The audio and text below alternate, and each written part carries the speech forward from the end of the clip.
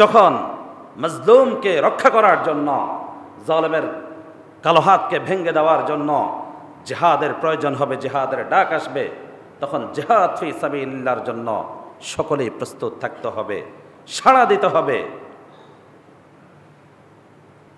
আপনি আজান দিচ্ছে তো নামাজ পড়ছেন, প্রতি বছর হজ উমরা করছেন, কিন্তু আপনি জিহাদ করতে আপনার অন্তর রাজি না, আপনার সন্তানকে জিহাদের জন্য আপনি উদ্বুদ্ধ করেন না, আপনার ঈমান মুকাম্মাল না, আপনি আল্লাহর কাছে পরিপূর্ণ মুমিন হিসেবে উঠতে পারবেন না।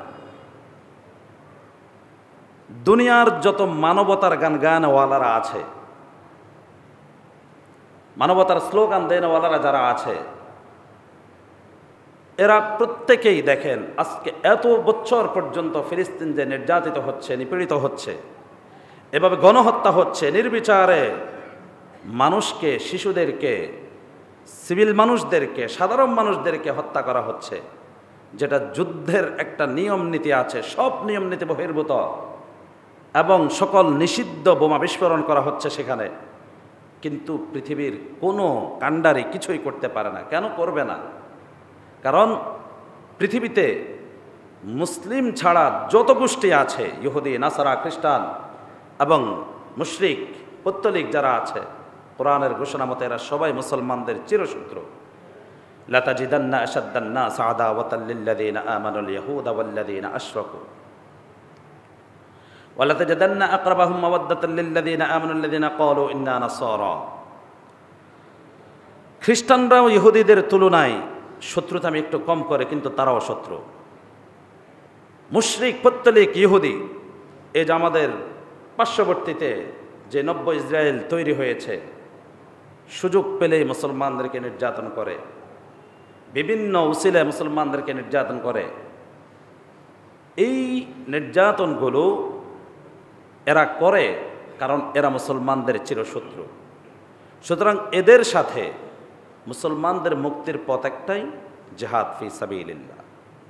জিহাদ ফি সাবিলিল্লাহর বিকল্প কিছুই নাই। আজকে প্রতিটি মানুষ এটা হাড়ে হাড়ে বুঝতেছে। তাদের মায়া কান্নায় আমরা যতই সাড়া দিই, ততই আমরা নির্যাতনের শিকার হই। ফিলিস্তিন মুক্ত হবে, স্বাধীন হবে, কোনো সন্দেহ নাই, আল্লাহর নুসরত আসবে। তবে আমাদেরকে অবশ্যই জিহাদে অংশগ্রহণ করতে হবে। পৃথিবীর সকল মানুষকে সৃষ্টি করেছেন কেন? এটা আমরা সকলেই জানি, আল্লাহ তাআলার গোলামি করার জন্য, ইবাদত করার জন্য।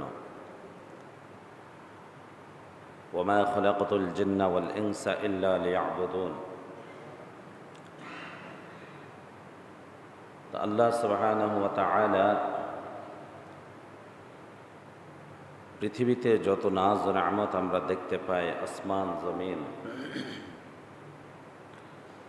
এবং জমিনের মধ্যে যত নাজ ও নিয়ামত দিয়ে আল্লাহ তাআলা জমিনকে সাজালেন, এমনকি মানুষের জীবনের সাথে মৃত্যু পর্যন্ত আল্লাহ তাআলা দিয়ে দিলেন। এই সব কিছু আল্লাহ তাআলা কেন দিলেন? এর উত্তর আমরা যদি পবিত্র কোরআন থেকে খুঁজি, দেখতে পাই আল্লাহর ইবাদত কে কত সুন্দর করে করতে পারি সেটার প্রতিযোগিতার জন্য। যেমন সূরাতুল হুদে আল্লাহ তাআলা বলেন, ওয়াল্লাযী খালাকাস সামাওয়াতি ওয়াল আরদা ফি সিত্তাতি আইয়ামিন ওয়া কানা আরশুহু আলাল মা লিয়াবলুয়াকুম আইয়ুকুম আহসানু আমালা। তিনি সেই মহান সত্তা যিনি আসমান জমিনকে 6 দিনে সৃষ্টি করলেন এবং তার আরশ আজিমকে পানির উপর বহমান রাখলেন। সেখান থেকেই তিনি পৃথিবীর সকল মানুষকে, পুরা সৃষ্টিকে, পুরা আলমকে আল্লাহ তাআলা পর্যবেক্ষণ করেন, পরিচালনা করেন। এবার রব্বুল আলামিন বলেন, আসমান জমিনকে 6 দিনে সৃষ্টি করার মূল কারণ হচ্ছে লিয়াবলুয়াকুম আইয়ুকুম আহসানু আমালা। হে পৃথিবীর মানুষ, আমি যেন এটাই পরীক্ষা করতে পারি যে তোমাদের কার আমল কত বেশি সুন্দর হয়। সুবহানাল্লাহ। আমলকে কত সুন্দর করে প্রতিযোগিতার সাথে সুন্দরভাবে করে, উত্তম পন্থায় করে।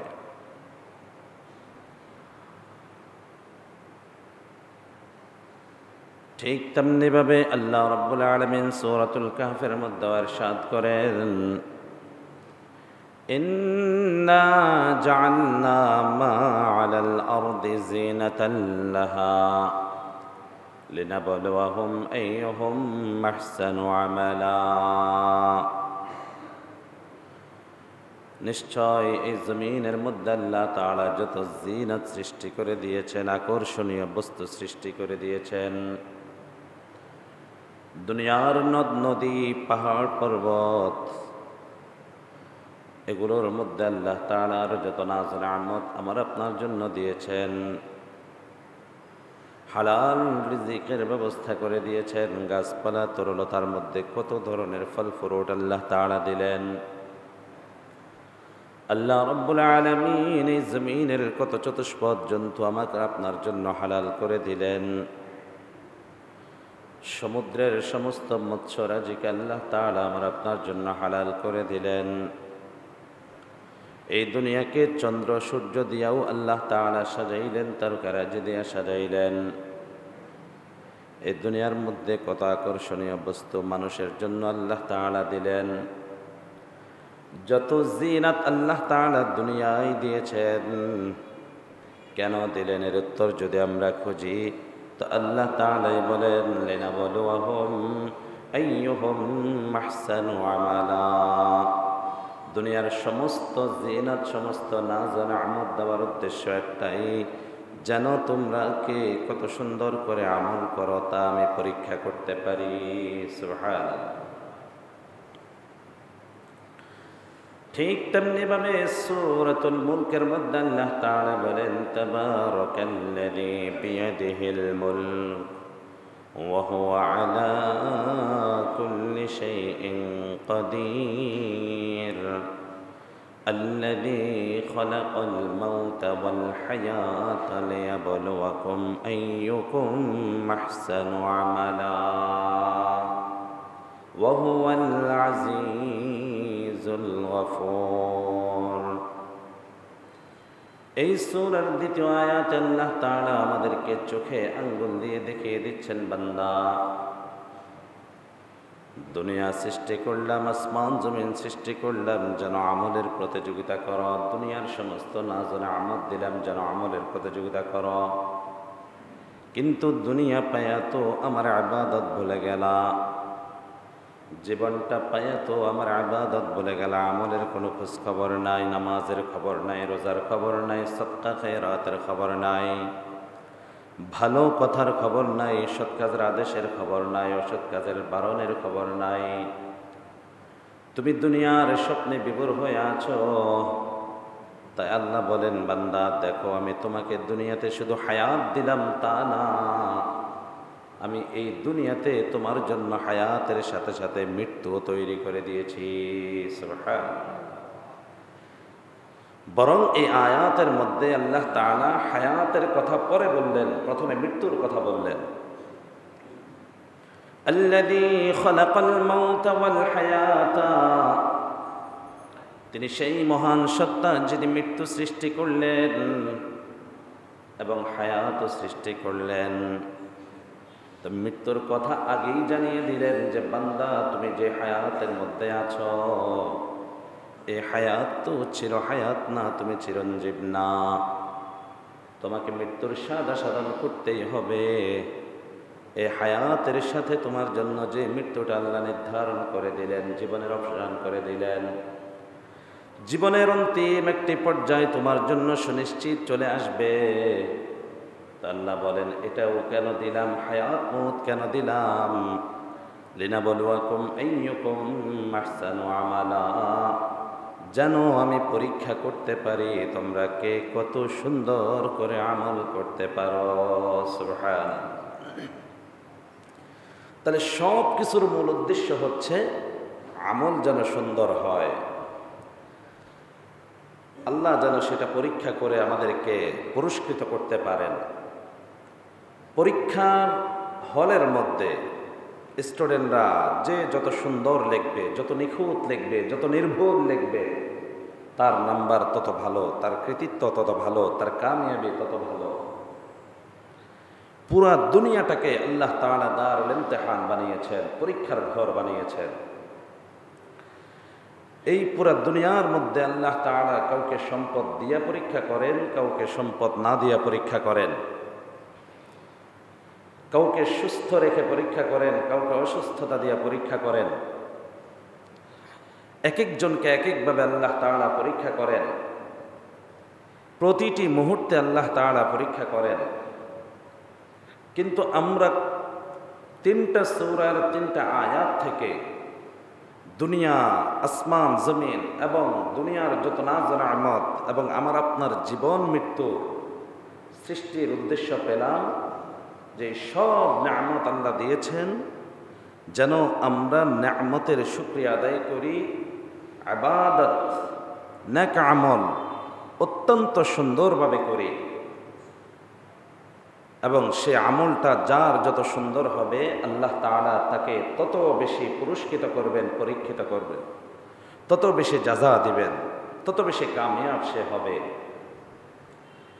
এখন আল্লাহ তাআলার কি আমল আমরা করব, কি ইবাদত করব, সেই বিষয়বস্তু আল্লাহ তাআলা কোরআনে দিয়েছেন কিনা? দিয়ে দিয়েছেন। সেই বিষয়বস্তু আল্লাহ তাআলা কোরআনে মাজিদে দিয়েছেন। আমাদেরকে নামাজের হুকুম দিয়েছেন যে প্রাপ্তবয়স্ক হয়েছে তো নামাজ আর ছাড়া যাবে না। বৎসরে মাহে রমজানে রোজার হুকুম দিয়েছেন। ধনী হলে বছর ঘোরার পূর্বে সম্পদের যাকাত আদায়ের নির্দেশ দিয়েছেন। কুরবানির সময় কুরবানির নির্দেশ দিয়েছেন। ধনী হলে, সচ্ছল হলে, আল্লাহর ঘর জিয়ারতের সামর্থ্য থাকলে জীবনে একটিবার হলেও হজ ফরজ করে দিয়েছেন। এই যে আল্লাহ সুবহানাহু ওয়া তাআলা আমাদেরকে বিভিন্ন আদেশ দিলেন, বিভিন্ন ইবাদতের বিষয় দিলেন, জিহাদ ফি সাবিলিল্লাহর বিধান দিয়েছেন আল্লাহ তাআলার দ্বীনকে প্রতিষ্ঠিত করার জন্যে, জুলুমের রাস্তাকে বন্ধ করার জন্যে, মাজলুমকে সাহায্য করার জন্য নির্দেশ দিলেন। এগুলো যে যত বেশি সুন্দর করে করব, যত নিখুঁতভাবে করব, ততই আমার আপনার জন্য আল্লাহর পক্ষ থেকে পুরস্কার, নাম্বারের ব্যবস্থা থাকবে, পুণ্যের ব্যবস্থা থাকবে।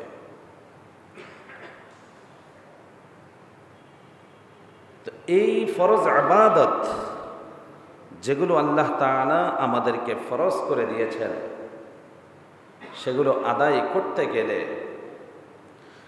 আমাদের যেই পদ্ধতিগুলো অবলম্বন করতে হবে, আমল হাসান হওয়ার, উত্তম আমলে পরিণত হওয়ার, ইবাদত উত্তম হওয়ার শর্ত হলো 2টা।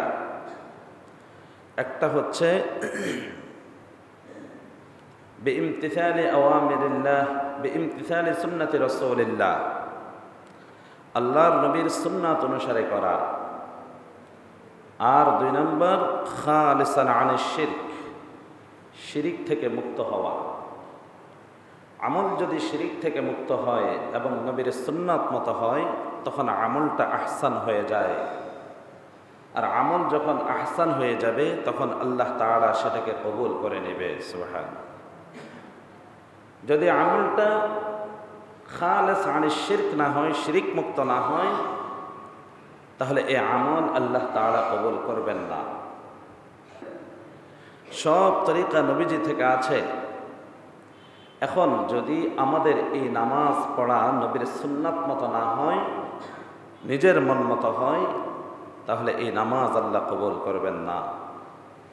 আবার এই নামাজ পড়া যদি শুধুই কেবল আল্লাহর জন্য না হয়, আল্লাহকে সন্তুষ্ট করার উদ্দেশ্যে না হয়, বরং গায়রুল্লাহর জন্য হয়, নামাজ পড়লে মানুষ নামাজি বলবে, না পড়লে বেনামাজি বলবে, নাফরমান বলবে, এমন নেতিবাচক গালি থেকে বাঁচার জন্য যদি কেউ নামাজ পড়ে, অথবা তাকে ভালো মানুষ বলবে এই লকবের জন্য যদি কেউ নামাজ পড়ে, তাহলে দেখা যায় এই নামাজ আল্লাহর দরবারে কবুল হবে না। পড়তে হবে আল্লাহকে রাজি করার জন্য। রোজা রাখে তো আল্লাহকে রাজি করার জন্য রাখবো। এখন যদি দিনের বেলায় কেউ সবার সামনে রোজা ভেঙে খেতে থাকে, রোজা না রাখে, তাহলে মানুষ তাকে বেরোজগার বলবে, খারাপ বলবে, যে বছরে একটি মাস রোজা আসলো, এই নাফরমান রোজা রাখলো না। এমন থেকে বাঁচার জন্য যদি সে রোজা রাখে, সেটাও আল্লাহ কবুল করবেন না। ঠিক তেমনিভাবে কেউ যাকাত আদায় করলো, এখন এই আদায় করা যদি মানুষ তাকে দানবীর বলে এই জন্য হয়, তাহলে এটা আল্লাহ কবুল করবেন না। এটাও আল্লাহর সন্তুষ্টির জন্য হতে হবে। হজ করলো, মানুষ হাজী সাহেব বলবে, এমন উদ্দেশ্য যদি হয়ে থাকে, তাহলে আল্লাহ তাআলা সেটা কবুল করবেন না। এটাকে বলা হয় খালেস আনিশ শিরক, খালেস আনির রিয়া। রিয়া থেকে, শিরিক থেকে যদি মুক্ত হয় আমল, তখন সেটা আল্লাহ তাআলা কবুল করেন। দুর্ভাগ্যের বিষয়, আমাদের আমল শুধুই আল্লাহর সন্তুষ্টের জন্য হচ্ছে এমন সংখ্যা খুবই কম। এমন সংখ্যা খুবই কম। এজন্য আল্লাহ তাআলাই ভালো জানেন আমাদের কার আমল কতটুকু কবুল হয়। আমরা 100-তে 100 নবীর সুন্নাত মোতাবেক সব আমল করতে পারি, এটার কোনো গ্যারান্টি নাই। অনেক ত্রুটি বিচ্ছুতি আমাদের আছে। কিন্তু রব্বুল আলামিন এখানেও আমাদের উপর বড় দয়া করেছেন। এই যে 100-তে 100 গুণ ঠিক রেখে, গুণাগুণ রক্ষা করে আমরা আমল করতে পারি না, আমাদের নকশ হয়ে যায়, ত্রুটি বিচ্ছুতি হয়ে যায়। এই ত্রুটি বিচ্ছুতি পৌঁছানোর মতো, শুধরানোর মতো আল্লাহ তাআলা আমাদেরকে ব্যবস্থা দিয়েছেন। কি ব্যবস্থা দিয়েছেন? প্রত্যেক ফরজ আমলের সাথে সাথে আল্লাহ তাআলা আমাদেরকে কিছু নফল আমলের বিধান দিয়েছেন। প্রত্যেক ফরজ আমল সাথে সাথে আল্লাহ তাআলা আমাদেরকে কিছু সুন্নত আমলও দিয়ে দিয়েছেন। যে সুন্নত নফল আমলের বরকতে আমাদের ফরজের ঘাটতিগুলো আল্লাহ তাআলা পূরণ করবেন। সুবহানাল্লাহ। ইবনে মাজাহ শরীফের হাদিস, হযরত আবু হুরায়রা রাদিয়াল্লাহু তাআলা আনহু বর্ণনা করেন, আন্না রাসূলুল্লাহ সাল্লাল্লাহু আলাইহি ওয়াসাল্লাম قال إن أول ما يحاسب به العبد يوم القيامة الصلاة المكتوبة। নবী আকরাম সাল্লাল্লাহু আলাইহি ওয়াসাল্লাম ইরশাদ করেন, নিশ্চয় কিয়ামতের দিন আল্লাহ সুবহানাহু ওয়া তাআলা সর্বপ্রথম একজন ইমানদার মুসলিম বান্দার থেকে তার নামাজের হিসাব নেবে। সুবহানাল্লাহ। এই হাদিস আমরা সকলে জানি না? জানি। কিয়ামতের দিন সর্বপ্রথম কিসের হিসাব হবে? নামাজের হিসাব হবে। তো আল্লাহ সুবহানাহু ওয়া তাআলা সর্বপ্রথম নামাজের হিসাব নেবেন। এখন নামাজের হিসাব নেওয়ার ক্ষেত্রে যদি কারো নামাজ পরিপূর্ণরূপে ঠিক থাকে, ওয়াক্ত মতো সে আদায় করেছে, কখনোই নামাজ কাজা করে নাই, এক ওয়াক্ত নামাজও কাজা করে নাই, এক ওয়াক্ত নামাজও দুনিয়ায় ছেড়ে যায় নাই, সব নামাজ আদায় করেছে এবং প্রতিটি নামাজের কিরাতের হক, রুকুর হক, কিয়ামের হক, সিজদার হক, বৈঠকের হক সব কিছু আদায় করে নামাজের গুণাগুণ রক্ষা করে যদি সে নামাজ পড়ে, তা আল্লাহর নবী সাল্লাল্লাহু আলাইহি ওয়াসাল্লাম বলেন, ফাইন সালুহাত ফাকাদ আফলাহা ওয়া আনজাহা। যার নামাজের হিসাবটা ঠিক হয়ে যাবে, সে সফল কাম হয়ে যাবে, সে জান্নাতি হয়ে যাবে। সুবহানাল্লাহ।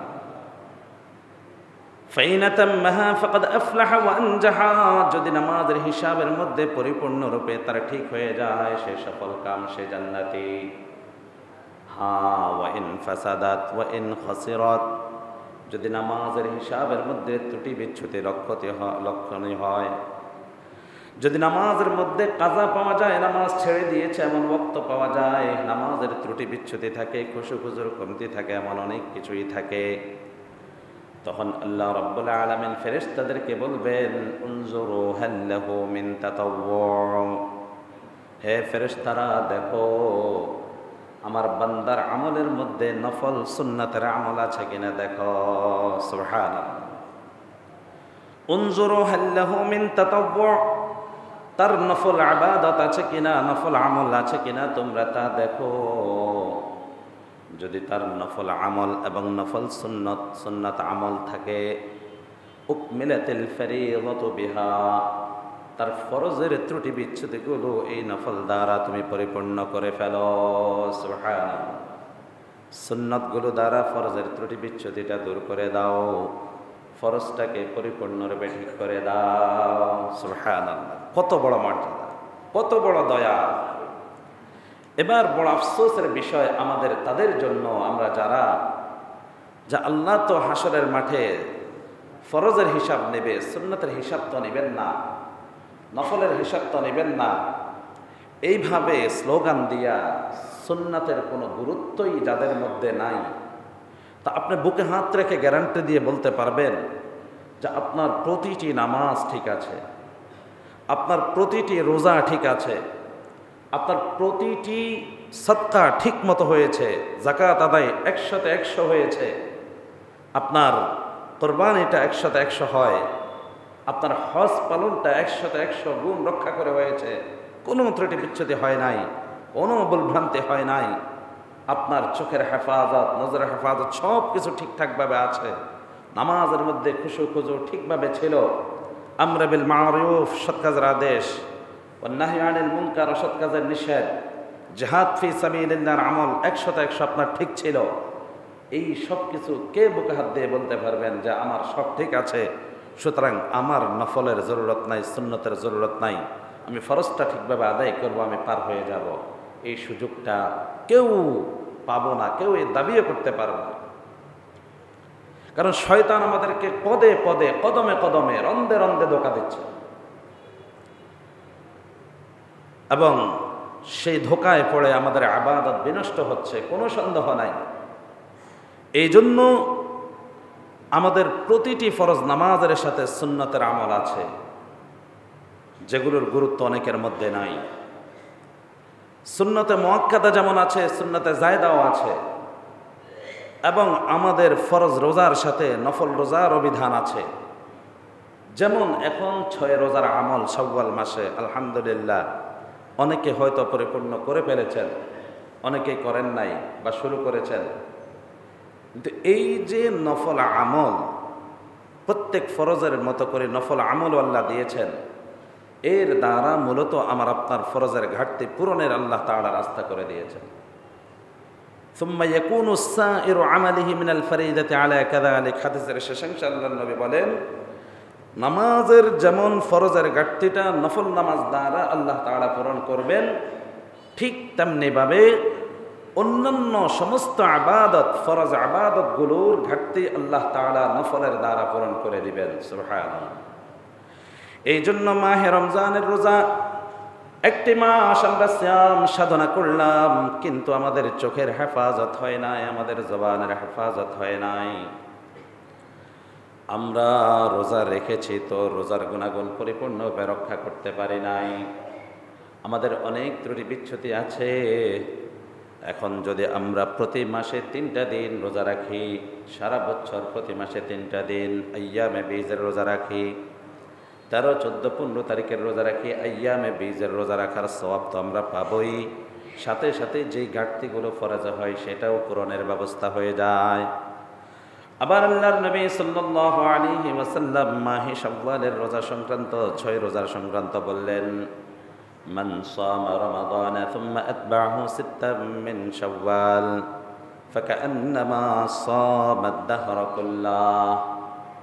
কেউ যদি মাহে রমজানের রোজা রাখে, আবার তার সাথে শাওয়াল মাস থেকে 6টা রোজা যোগ করে, এই 6টা রোজা সে চাইলে লাগাতার রাখতে পারে, আবার চাইলে সে আলাদা আলাদা করেও রাখতে পারে।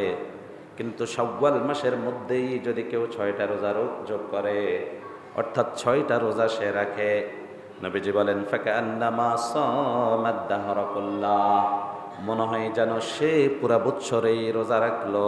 সুবহানাল্লাহ। পুরা বছরেই রোজা রাখলো, এই হিসাবও সাহাবায়ে কেরাম রিদওয়ানুল্লাহি আজমাইন করে দিয়েছেন। হযরত ইবনে আব্বাস রাদিয়াল্লাহু তাআলা আনহু, নবীজির চাচাতো ভাই, তিনি বলেন, যে এই যে নবীজির মাহে রমজানের রোজার সাথে সাথে শাওয়ালের 6 রোজা রাখার পরে তিনি যে ঘোষণা করে দিলেন যে মনে হয় যেন পুরা বৎসর রোজা রাখলো, অর্থাৎ সে পুরা বৎসর রোজা রাখার সমতুল্য সওয়াব পাবে। এটা কেন বললেন? কোরআন মাজিদের আয়াত, মান জাআ বিল হাসানাতি ফালাহু আশরু আমসালিহা। উম্মতে মুহাম্মাদের মধ্যে যে বা যারা কোনো একটি নেক কাজ করে, একটা নেক কাজ করে, তাহলে আল্লাহ তাআলা নবীজির উম্মতে হওয়ার বরকতে কমপক্ষে তাকে 10 গুণ সওয়াব দান করেন। সুবহান। কমপক্ষে কয় গুণ? একবারে সর্বনিম্ন 10 গুণ। তাহলে মাহে রমজানের 30 দিনের রোজা যদি কমপক্ষে 10 গুণ হয়, 30কে 10 দিয়ে গুণ দিলে 300 হয়ে যায়। আবার শাওয়াল মাসের 6টা রোজা, এটাকেও যদি 10 দিয়ে গুণ দেওয়া হয় 60 হয়ে যাবে। 360 যদি সওয়াব মিলে যায় 36টার বরকতে, তাহলে আল্লাহর নবীর যেই ঘোষণা ফাঁকে আন্নামা সামাদ দাহর কুল্লাহ, মনে হয় যেন সে পুরা বছরই রোজা রাখলো। তো 360 দিনেই তো 1 বছর পূর্ণ হয়ে যায়। সুবহান। কি সুন্দর আজীব সিস্টেম, কি সওয়াব আল্লাহ না দিলেন। তো এজন্য আমরা যারা এখনো এই 6 রোজা রাখা শুরু করি নাই, আমরা ইনশাল্লাহ রাখা শুরু করব। এবং আমরা যদি এই 6 রোজা রাখতে গিয়ে ধরেন 13, 14, 15 তারিখে 6 রোজার নিয়ত করি, আইয়ামে বীজের নিয়ত করি, তাহলে আমাদের ডবল সওয়াব হয়ে যাবে, কোনো সন্দেহ নাই, কোনো অসুবিধা নাই। আইয়ামে বীজের রোজা রাখার সওয়াব আমার আপনার আমলনামায় চলে আসবে এবং 6 রোজার সওয়াবও আমার আপনার আমলনামায় কি চলে আসবে। আমরা যেমন কোরবানির গরুতে আকিকা করার সুযোগ থাকে, তো এক আমলের মধ্যে নিয়তের বরকতে অনেক সওয়াবের কি থাকে, সুযোগ থাকে। তো এই ক্ষেত্রেও আমাদের জন্য সে সওয়াব সুযোগ আছে, সে সওয়াব অর্জনের সুযোগ আছে। তো এই জন্য আমরা 6 রোজা রাখবো। তো এইভাবে নফল, এইভাবে জাকাত, আপনি জাকাত আদায় করেছেন কিন্তু এরপরও আরও কিছু নফল সদকা করতে থাকবেন। ফিতরা আদায় করেছেন, আরও কিছু ফিতরা আদায় করতে থাকবেন, বন্ধ করা যাবে না। কেন? ওই ফরজের ত্রুটি বিচ্ছুতি নবীর ঘোষণা মতে আল্লাহ তাআলা নফল দ্বারা কি করে দিবেন? পরিপূর্ণ করে দিবেন। এখন কথা হচ্ছে, আমরা যে এই নফল আমলগুলো করার বরকতে, সুন্নত আমলগুলো করার বরকতে শুধুই ফরজের ত্রুটি বিচ্ছুতি পূর্ণ হবে, শুধুই কি তা না, এর মধ্যে আরো বহু ফায়দা আছে, এর মধ্যে অনেক ফায়দা আছে। সবচাইতে বড় ফায়দা, আপনি নফল আবাদত, সুন্নত আবাদত, এগুলোর এহতেমামের মাধ্যমে আল্লাহ তাআলার মহাব্বত লাভ করবেন। সুবহান। আল্লাহ তাআলার ভালোবাসা অর্জন হবে। আজকের পৃথিবীতে আমাদের আল্লাহর ভালোবাসার খুব প্রয়োজন। আজকের পৃথিবীতে, পৃথিবীর যে চিত্র, জুলুম নির্যাতনের যে চিত্র, আমরা মুসলমানরা যে আল্লাহর ভালোবাসা থেকে কতটুকু দূরে এটা বোঝা যায়। আমাদের ঘরে ঘরে নির্যাতন, দেশে দেশে নির্যাতন, শুধুই মুসলমান মার খাচ্ছে, শুধুই নির্যাতন হচ্ছে। কি পরিমাণ মুসলমান নির্যাতন হচ্ছে ফিলিস্তিনে, এটা বর্ণনা করে বোঝানোর মতো না। আল্লাহ সুবহানাহু ওয়া তাআলা এটাও একটা পরীক্ষা আমাদের জন্য দিয়েছেন, আমরা সেটাই বুঝে নিব। কিন্তু এই পরীক্ষা শুধু তামাশা দেখার জন্য না, এই পরীক্ষা আমাকে আপনাকে শুধরানোর জন্য, ঈমানি শক্তিতে বলিয়ান হওয়ার জন্য, এই জুলুম নির্যাতনের রাস্তা বন্ধ করার জন্য, আল্লাহর বিধানের দিকে ফিরে আসার জন্য।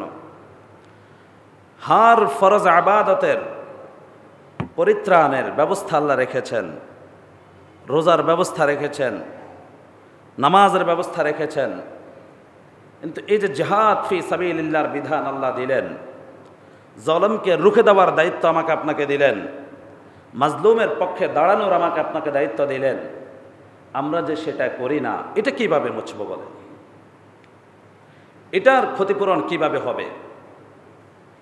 শুধুই জালেমের প্রতিবাদ না করার কারণে, অন্যায়ের প্রতিবাদ না করার কারণে, শুধুই জালেম জুলুম করছে আরেক ভাইয়ের উপর এটা দেখতে থাকার কারণে ওই জুলুম আমার আপনার মধ্যে সয়লাভ হয়েছে, ওই জুলুমের শিকার আমি আপনি হয়ে গেছি। যেই ক্ষতিগুলো হয়েছে সেটা কখনোই পূরণ করা সম্ভব না, কিন্তু এর পরেও আমাদের এখনো দিল দিমাগ খোলে নাই, এখনো আমরা গুনাহ থেকে নিজেদেরকে সরাইতে পারি না, এখনো কোরআনের বিধানের দিকে ফিরে আসতে পারি না। আমরা প্রতিবাদের ভাষা, দুনিয়ার মানুষের শিখানো ভাষাগুলো ফলো করেই চলি। কিন্তু আল্লাহ তাআলা মজলুমকে রক্ষা করার জন্য, আদল ইনসাফ প্রতিষ্ঠা করার জন্য জিহাদের যেই বিধান দিয়েছেন সেটা আমরা, সেই চেতনা, জিহাদের চেতনা আমাদের দিলে আমরা জাগ্রত করতে পারি, সেটার জন্য আমরা প্রস্তুত হতে পারি না। না করার কারণে, দূরে থাকার কারণে এই পর্যন্ত শুধু আমাদের ক্ষতি হয়েছে, শুধু আমরা নির্যাতন নিপীড়ন সহ্যই করেছি। যখনই ঘুরে দাঁড়ানো হলো, যখনই অন্যায়ের প্রতিবাদ হলো, অন্যায়কারী যত প্রভাবশালী হোক তাকে পালিয়ে যেতে হয়, তাকে স্তমিত হতে হয়, এবং প্রতিবাদের ভাষা যদি বিপ্লবী হয়, আল্লাহর বিধান মতো হয়, তাকে পরিপূর্ণ মুসলমান হয়ে যেত, তা না হয়ে নিঃশেষ হয়ে যেত। এজন্য আমাদেরকে পরিপূর্ণরূপে ইসলামের বিধিবিধান ফলো করতে হবে। প্রত্যেক জায়গায়, প্রতিটি ক্ষেত্রে ইসলাম যখন যেই বিধান আমাকে আপনাকে দিয়েছেন সেটার অনুসরণ করতেই হবে। যখন নামাজের আজান হবে মসজিদে নামাজ পড়তে আসব, যখন রোজার সময় আসবে রোজা রাখব, যাকাত আদায় করার সময় আসবে যাকাত আদায় করব, কোরবানি করার সময় আসবে কোরবানি করব। যখন দিন কায়েমের জন্য, আদল ইনসাফ প্রতিষ্ঠার জন্য, যখন মজলুমকে রক্ষা করার জন্য, জালেমের কালো হাতকে ভেঙে দেওয়ার জন্য জিহাদের প্রয়োজন হবে, জিহাদের ডাক আসবে, তখন জিহাদ ফি সাবিলিল্লাহর জন্য সকলেই প্রস্তুত থাকতে হবে, সাড়া দিতে হবে।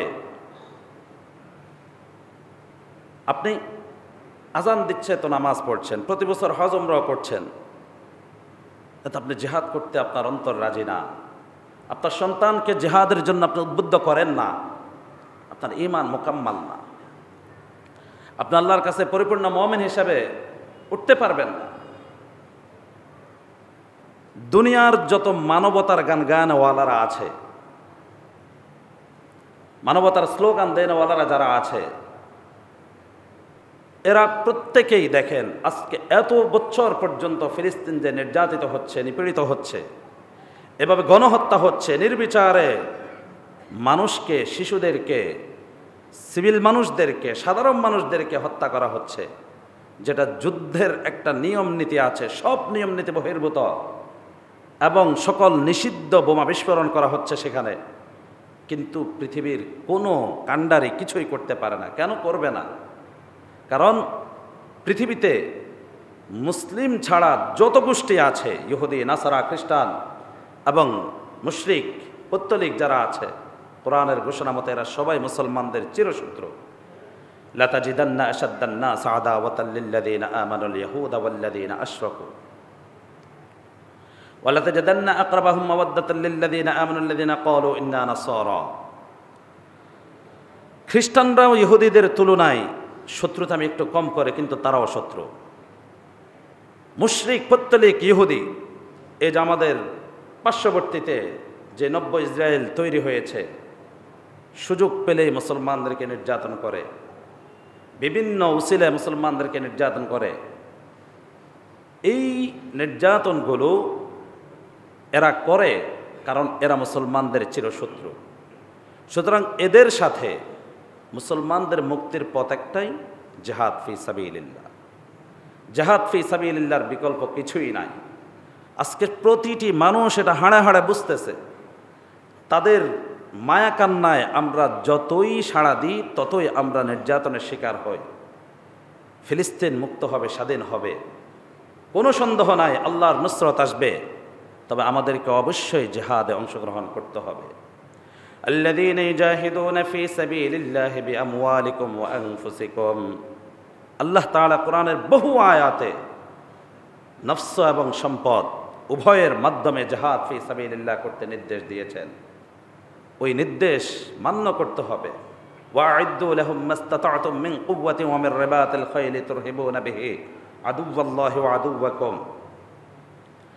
আল্লাহ তাআলার নির্দেশ ছিল, রাসূলের যুগে নির্দেশ ছিল যে যুদ্ধের অশ্বারোহী ঘোড়াগুলো প্রস্তুতি করে নেন, যুদ্ধের জন্য প্রস্তুতি নেন, জিহাদের জন্য প্রস্তুতি নেন।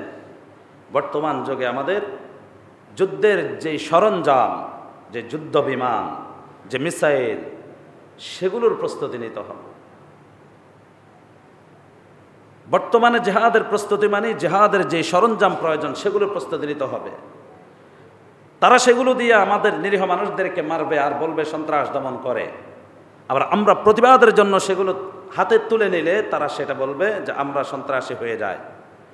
পশ্চিমাদের এই স্লোগানগুলো, এই তোকমাগুলো পৃথিবীর মানুষ আর গ্রহণ করবে না।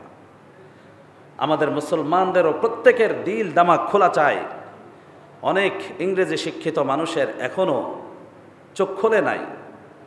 এখনও মুজাহিদিনরা কেন অস্ত্র হাতে তুলে নিল, এদেরকে এখনও জঙ্গিবাদের তোকমা দিতে চায়। তো তোমাদের জঙ্গিবাদের তোকমা আমরা মার খেলেও নিতে হয়, আবার মারের থেকে বাঁচার জন্য হলেও নিতে হয়।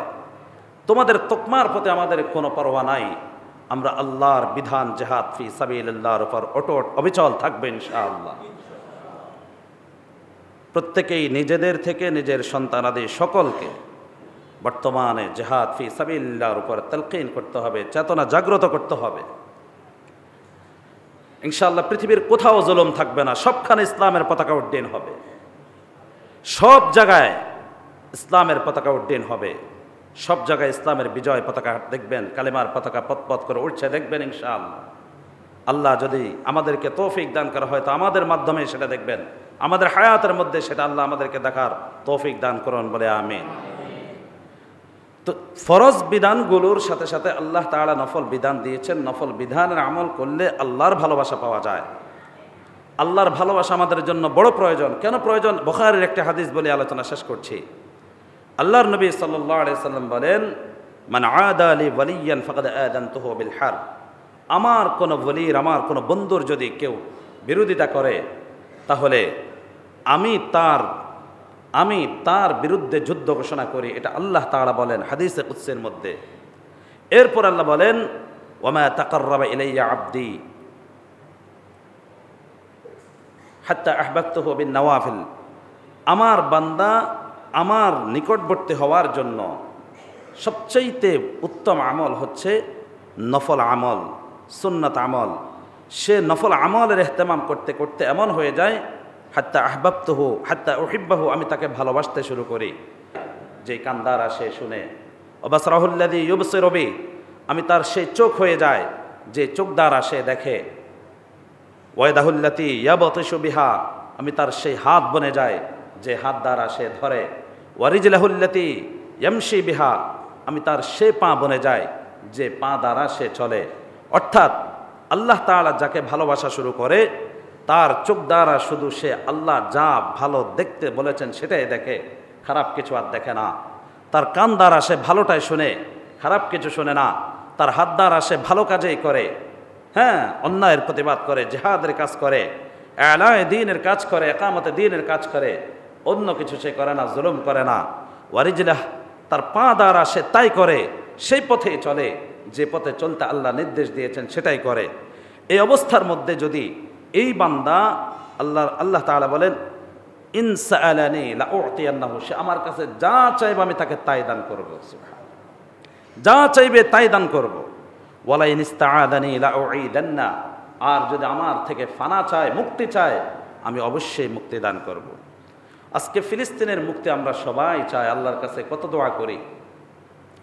আমাদের সেই ঈমানি শক্তি যদি আমাদের জাগ্রত হয়, আমাদের আমল যদি সেভাবে সলেহ হয়, আমরা যদি সেভাবে মুত্তাকি হয়ে যেতে পারি, তাহলে আমরা যে হাজার হাজার লক্ষ কোটি মানুষ দোয়া করি, এতজন লাগবে না, একজনের দোয়ায় আল্লাহর নুসরত চলে আসবে ইনশাআল্লাহ। এমন নজির বহু আছে যে একজন আল্লাহকে আল্লাহ বলে ডাক দিয়েছেন, আল্লাহ তাআলা নুসরত সাথে সাথে পাঠিয়েছেন।